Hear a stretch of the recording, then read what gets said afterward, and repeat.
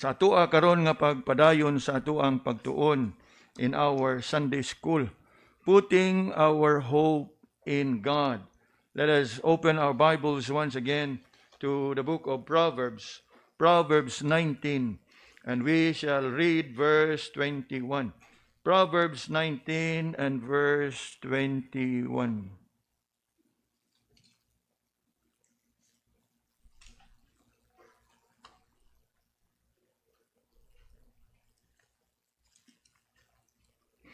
Proverbs 19, verse 21. Let's read this all together. Verse 21. There are many devices in a man's heart, nevertheless the counsel of the Lord that shall stand. So we have considered this ni adtong miaging semana nga diin gipahinumduman kita nga as far as we are concerned, daghan kay tag gustong pagabuhaton sa atong kinabuhi, daghan kay tag mga plano, daghan kay ta og mga tumong og tinguha, apan sayre mga kaigsunan nga taliwa sa kadaghan. In the manifold of thoughts, in the manifold of our ideas, ingon diha ang maong verse, nevertheless the counsel of the Lord that shall stand. So in the manifold of plans and purposes, at times you would come to realize nga og kana dili gyud na hisubay og wa mahiuyon sa katuyuan sa kabubuton sa Ginoo, usar gyud imuha nga ma-expect. And you know what it is? Kapakyasan. In the manifold of devices, ug kung kanang tanan nga imong gitinguha, no matter how much effort you have put in sa pagpangandam anang imong giplano, kung kana wa mahiuyon sa katuyuan kabubuton sa Ginoo, it will always end up in what? Disappointments, frustrations, and failures. Mo kana nga alang kanato nga mga magtutuog, mga Kristohanon. This is not about how clever you are in your planning. This is not about how wise you are. This is not even about how experienced you are. Dugay na kuaning negosyo ha. No. Kanato nga mga Kristohanon, it is all about the counsel of the Lord. Nga kung ato gyud siya masabtan pag-ayo og sabton gyud pag-ayo, don't bother pagmugna og unsa imong iplano. Ang maayo gyud is commit your plans unto the Lord and seek His counsel. Ayaw pagtuman og unsay unaa diha sa imong kinabuhi kay gipahinumduman kita. Many are the devices. Yes, bisan pag pila ka many devices. Kay ang kabubuton gyud sa Ginoo mooy matuman. Now we move on to Isaiah 14. Isaiah 14. And we look at verse 24. Isaiah 14, looking at verse 24. Ang pulong sa Ginoo dinhi nagaingon, let's read together verse 24. The Lord of hosts had sworn, saying, surely as I have thought, so shall it come to pass. And as I have purposed, so shall it stand. So, it's another way of saying, not my will, but thine be done. And in the Lord's model prayer, ingon diha, thy will be done on earth as it is in heaven. Ang iyahag yung kabubuton maugayoy matuman. Now, last verse, Jeremiah 29, and verse 11. Jeremiah 29 and verse 11. And I hope this is a very familiar verse. Nga magdasig ka nato ba? Nga nasayod na kita og unsay katuyuan sa Ginoo alang kanato. May gyud siguro nga atong isalig ang tanan ngadto niya. Tanawa, Jeremiah 29 verse 11. Let's read together. For I know the thoughts I think toward you, saith the Lord, thoughts of peace and not of evil, to give you an expected end. Now, I want us to notice those words there. Thoughts.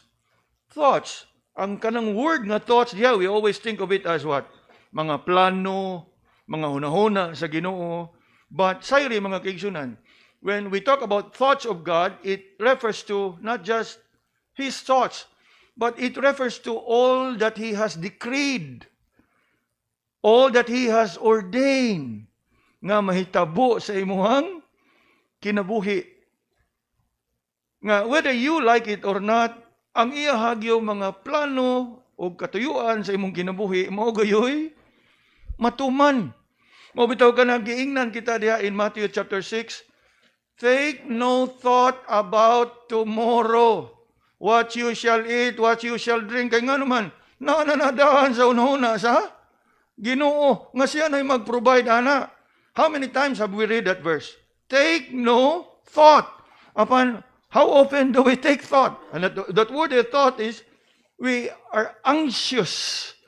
Kanunay ta nga kabalaka, kanunay ta gayaw-yaw, kanunay ta gareklamo sa ato ang kahimtang. Nga, all that we need is what? Simply trust in the Lord. Later on, sa inyo mga personal nga pagpamalandong, you look at the word thought. I know the thoughts I have toward you. In other words, na ay plano ang Ginoo. Now, this is not to say nga dili lang po ka magplano sa imong kaugalingon. Apan siguro ang imong plano, imong isubmit nga to niya. Lord, kay nga naman, tanawa ko na atong gibasa, I know the thoughts that I think toward you. And what is it about? Saith the Lord, thoughts of peace. In other words, ana ay kalinaw ug malinawon. Unya, and not of evil. In other words, ang iyahan tanan tumong ug tinguha para sa atong kinabuhi, para sa atoang kaayuhan. In fact, not only nga para sa atong kaayuhan, ingon gyud diha, to give you an expected end. In other words, ang outcome sa iyahang mga giplano, gitinguha para sa itong kinabuhi, gitakda na niya daan nga ang sangputanan ana og resulta niya ana para sa atong kaayuhan. It's very much like, and we know that all things work together for good to them that love God, to them who are the called according to His purpose.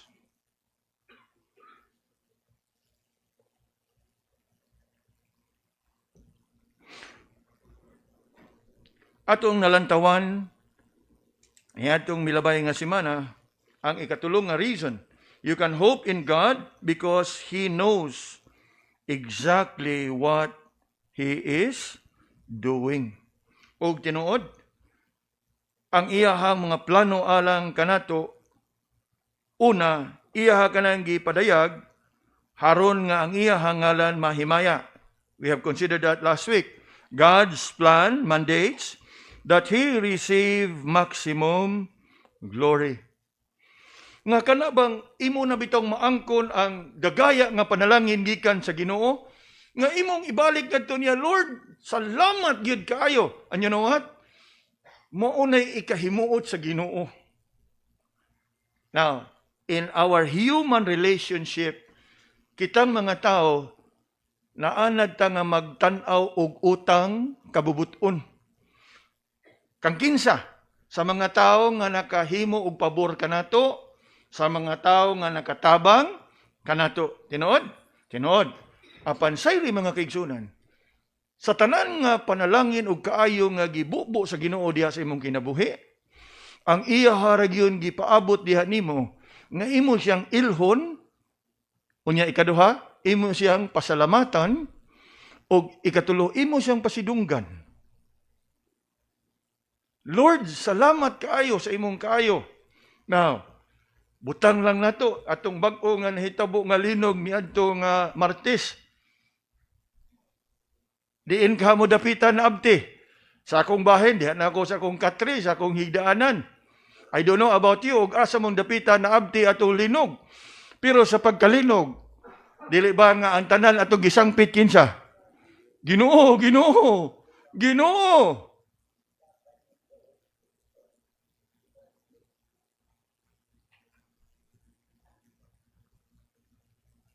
Unya, Sangan nga nag-abot pata karon sa ato pa gisalbar ta sa Ginoo. Time pa sa paghuman sa linog, dihabay niingon nato nga Lord, salamat. Usay makalimot ang pasalamat, di ba? Sa dihang nilurang na ng linog, gawa sa dita, istorya dita sa itong mga silingan. Kumusta ka diha? Wagin, nakahinong na ito nga, Lord, salamat. Di ba tinood, no? Pero sa pagkuso-kuso sa linog, nag-uyog-uyog ang tanan. Ang uban in English, ang uban kalinlain nga ko, no? Lord have mercy, how great thou art. Pagkalurang na sa linog, time pa sa pilakha nato dayon ang nangaingon nga, Lord, salamat. Kay nihunong na ang pagkuso-kuso. Salamat nga way dautan hitabo sa mong Pinoyanan. Salamat nga intak ang akong pamilya. Balik-balik ko no atong iaging Martes, be. Siguro mga pila ka minutog oras ayha pa dayon ni rehistro nga, Jesus, salamat Lord. Di ba no? Ingon ana ta. We are forgetful people. Pero bisan pa man ana, ang atong Ginoo nagpabilin nga maayo, mahigugmaon, maluluyon nganhi kanato. Mo kana nga sa sunod, nawa ta mangayo ha. Moingon din ta mga katiguangan, puwira pangayo. Na bisag pag moingon kag puwira pangayo, gialaw gyud sa Ginoo nga maglinog tagbalik, maglinog gyud tagbalik. Pero sa sunod ug gali, sangpit sa Ginoo nya ni kauman ni kalurang, Lord, salamat. Nga naman, butang na ito atong linog. Ang uban ninyo, nagkagawa siguro ito as dalan. Pagkahunong na, wala lagi nagpasalamat. Istorya naman sa mga silingan. Wala lagi nagkagahin nga, Lord, thank you. Pero sa diya pa nga, gikisi-kisi pa nga mugawa sa balay. Lord, Ginoo, pahunong nga in taon. Di tinood?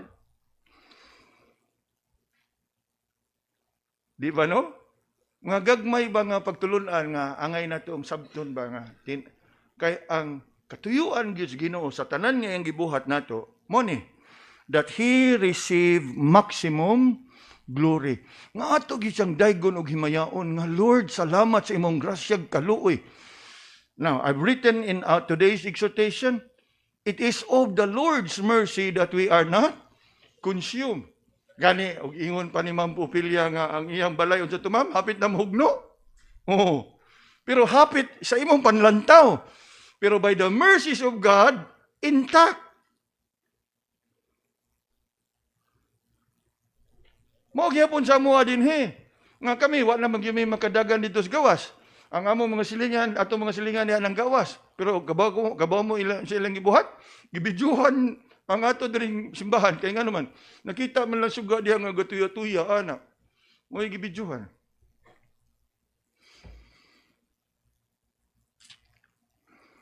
God wants to receive maximum glory.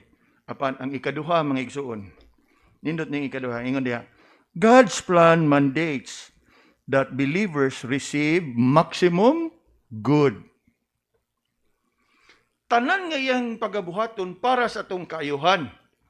Haron nga kita nga mudawat sa kaayuhan gikan kaniya ato siyang pasidunggan og himayaon. So maximum glory para sa Ginoo, maximum good para nato. In perfect conjunction with His glory, God's plan includes the well-being of His people. Huwag plano ang Ginoo nga magdala ka nato sa kadautan. Itugot sa Ginoo nga mahiagom ta sa mga kadautan, sa katuyuan nga madaosab kita ngadto sa iya nga atubangan. Kay lagi, suma sa atong magpaghitabo sa kuhan, kinsa ba itong gisangpit? Huwag ilain tang gisangpit. Pagsugod nagkusukuso sa tanan, sangpit gitantanan sa atong Ginoo. The Apostle Paul declares that God causes all things, no? This is a restatement of Romans 8:28. God causes all things to work together for good.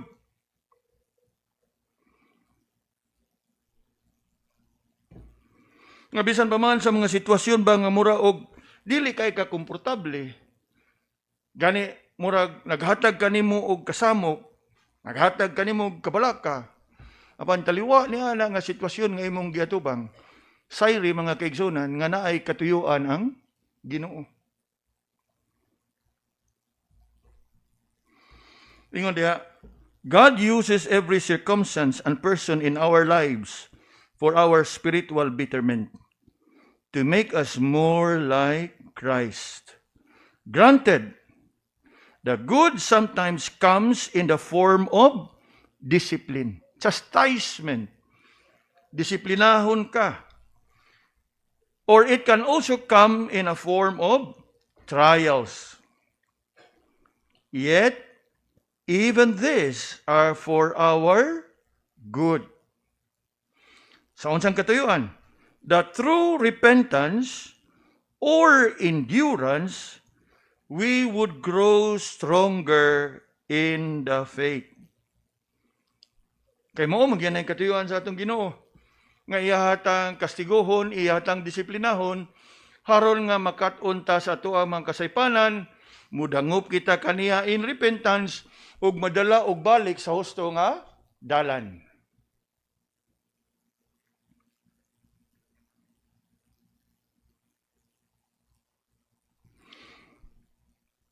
God's definition of good does not necessarily include temporal pleasures and wealth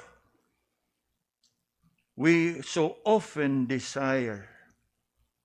Mo ni angay natong sabton pag-ayo mga kaigsunan. That God's definition of good is beyond human, secular, and temporal perspective of good. Kaya ang ato ang mong definition sa good is always attached to prosperity, material abundance, success. Apan og maghisgot kita, God's definition of good is more on spiritual. Nga diin kita, ang ato ang character will be refined.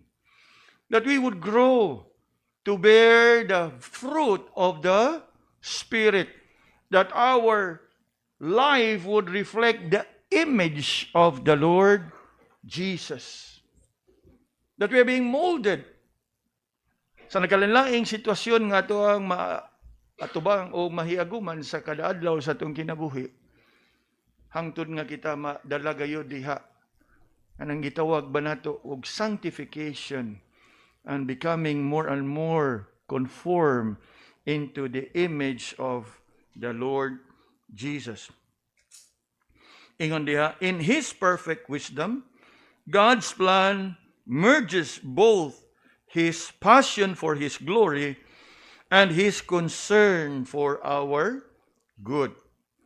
Consequently, we find our greatest joy and satisfaction or good when we are pursuing Him and His glory most vigorously.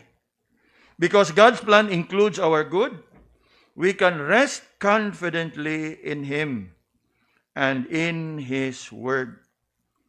Not only are His promises unbreakable because His reputation is at stake, but they're also spiritually beneficial. So kanindot kayo nga ato ni siyang sayron, ato ang sabton, ug ato ang bang i-apply gyud sa atong kinabuhi. Kay naa diha kanunay ang struggle.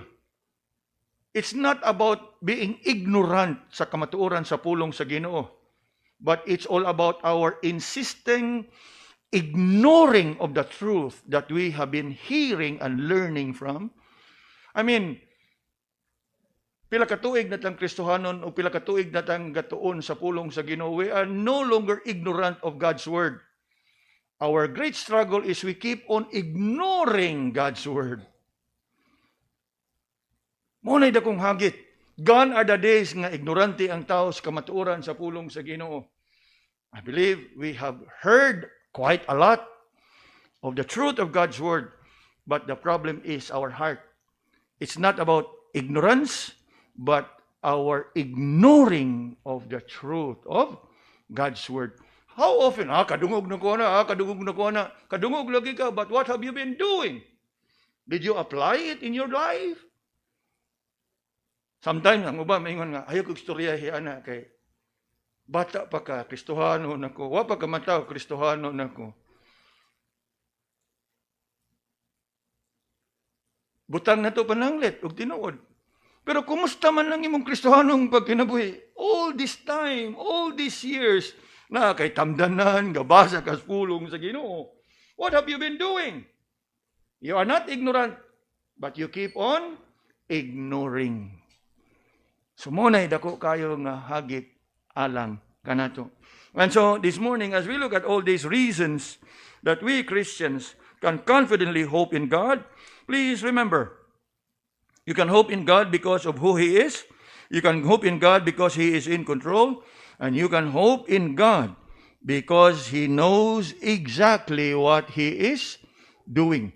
Nga angay gyud nga atong itugyan ang tanan ngadto kaniya kaysa nga atong isalig ang tanan sa ato ang mga plano.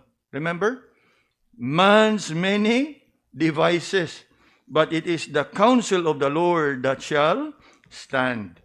We will continue with this study, God willing, next Lord's Day. Magampo ta. Lord, salamat sa padayon nimo nga pagtudlo kanamo sa kamatuoran. Help us, O Lord, nga kini nga mga pagtuon mo resulta og magbunga gayo diha sa among mga kinabuhi. Andama kami as we are about to begin this morning's worship service. In Jesus' name we pray. Amen.